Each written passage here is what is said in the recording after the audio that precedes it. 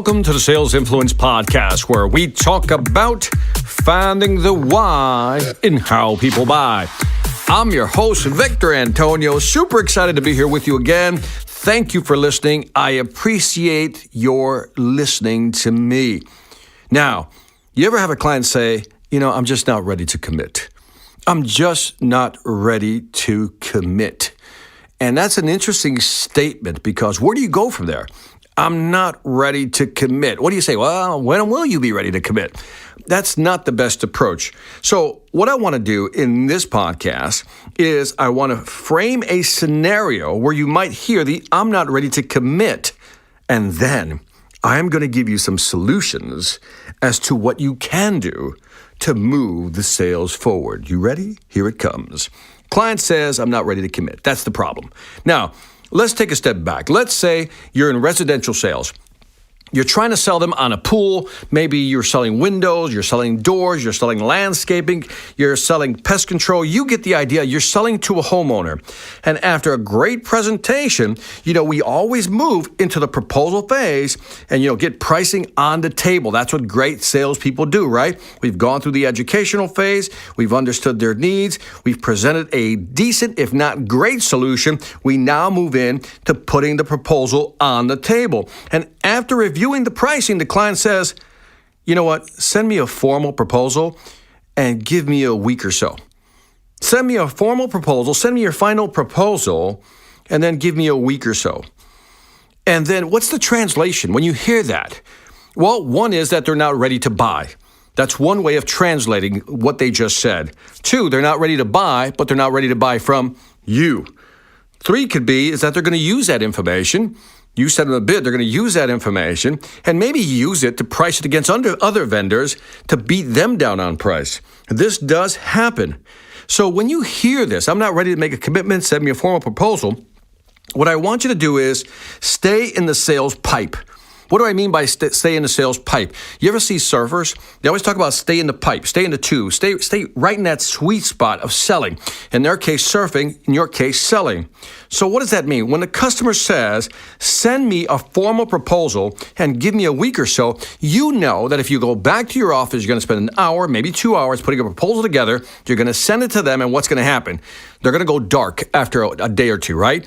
You call them a week later, they're still dark. What do I mean by dark? They're just simply not returning your phone calls. So you know as a salesperson that you have to get some specific answers. You have to qualify that opportunity right there and then before you decide to go back to the office and put together a final proposal. Why waste time on a deal that's not going to close? Why waste time on a prospect who really isn't serious about wanting to buy your product or your service? So here's what you're going to say when the client says, send me a final or formal proposal. You're going to say, Mr. Customer, I'd be more than happy to follow up with a formal quote, but it'll only take me a few minutes to write it up if you're ready to move forward.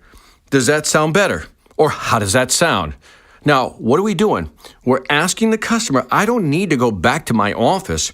Let me go ahead and write one up right now. It'll only take a couple of minutes to put together a formal proposal. Does that sound good to you? How does that sound?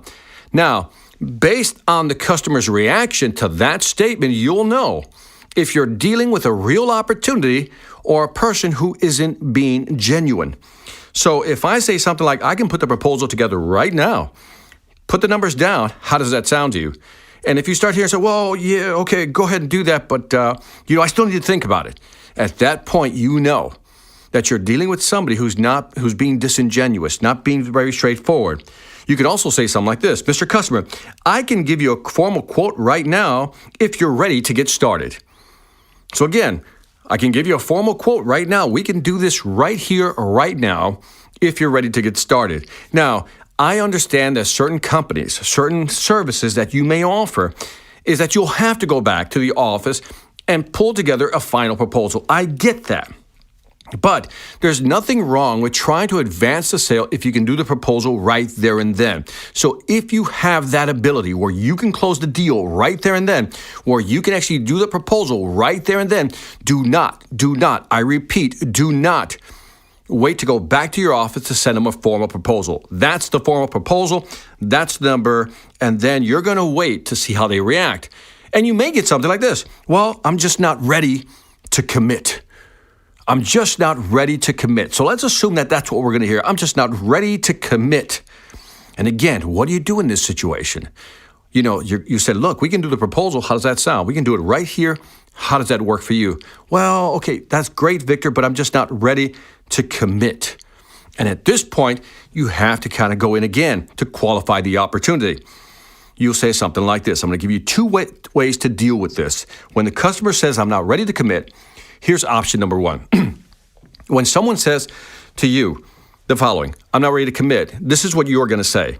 Mr. Customer, when someone tells me they're not ready to commit, it usually means that they're not sure about the product, or you're still not comfortable with the level of information you have to make an informed decision. May I ask, which one is it? Is it the product, or you don't have enough information? Which one is it? Because really, those are the only two options, right? When you're looking at buying a product or a service, it's either you don't understand the product or you don't understand enough information or have enough information to make a buying decision. So let me repeat that statement again.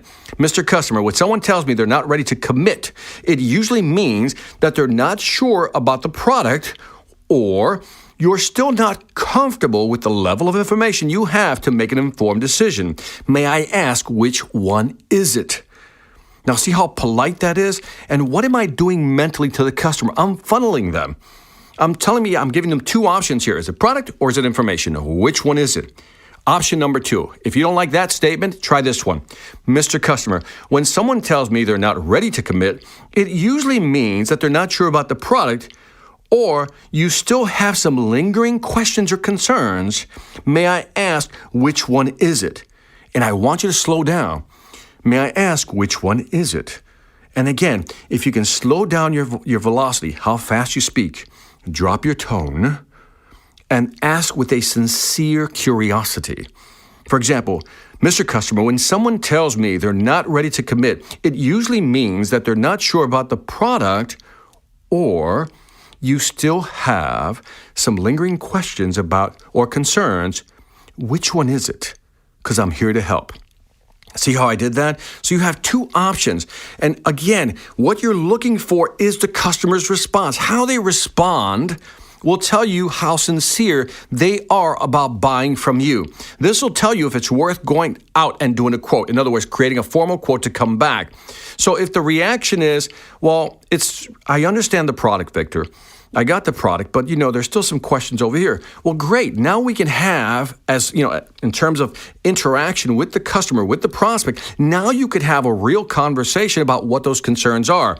When you look at the two options, I like option two better. Let me repeat both options. Option one, when someone tells me they're not ready to commit, it usually means they're not sure about the product, or you still are not comfortable with the level of information you have to make an informed decision. May I ask, which one is it? That was number one. Number two, when someone tells me, Mr. Customer, they're not ready to commit, it usually means they're not sure about the product, or you still have some lingering questions or concerns. May I ask, which one is it? And again, slow down, really ask the question, but keep in mind that what you're looking for is to re-engage the customer. Because if the customer says, I'm not ready to commit, what are you going to say? Why? Why aren't you ready to commit? They won't know. But as soon as I present the only two options, is it the product, or don't you have enough information? Now, this is assuming that whatever I'm offering is within their price range. But they're going to say it's the product, or they don't have enough information. Well, let's talk about what information you don't have, Mr. Customer. Or if it's not the right product, let's talk about what features need to be in the product you're looking for. Whatever it may be, whichever they choose, at least now you're re-engaging them in a conversation, as opposed to just being, confused as to, what do you say when somebody says, I'm not ready to commit? Now you have an option. What you're going to do when they say, I'm not ready to commit, is it the product, or is it the level of information you have to make an informed decision? And again, what I want you to do is really kind of refine this so it sounds natural when it comes out of your mouth. Every time you hear my scripts, I've said this in the past, put it in your words, in your language, so it comes out naturally. But again, if you don't funnel them into product or information, they're simply just going to back off and not answer the question and just leave it lingering or hanging in the air. And that is the worst thing you want. You don't want to go back wondering, is this client serious or not? Anyway, keep in mind, there's nothing wrong with pushing the customer a little bit to give you more information. Is it the product or is it more information, Mr. Customer? And that is it for this Sales Influence podcast. Don't forget to leave me some feedback on iTunes, Stitcher, or YouTube. Let me know what you think. As always, I would greatly appreciate it. Also, check out my online sales training platform, the Sales Velocity Academy.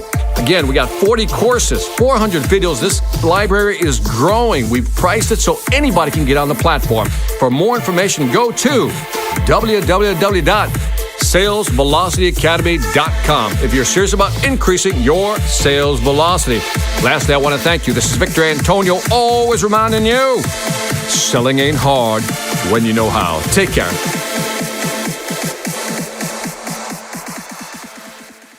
Hi, I'm Victor Antonio. I'm an author, sales trainer, and keynote speaker. I'm often asked, what makes a great speaker? Is it someone who delivers real content that the audience can use? Is it someone who engages the audience so they're part of the learning experience? Or is it someone who can motivate an audience to push them beyond their comfort zone and discover new abilities? The answer is yes. But the most important thing to remember is that I'm not there to look good. I'm there to make my client look good. Simply put, it's never about me, and it's always about them.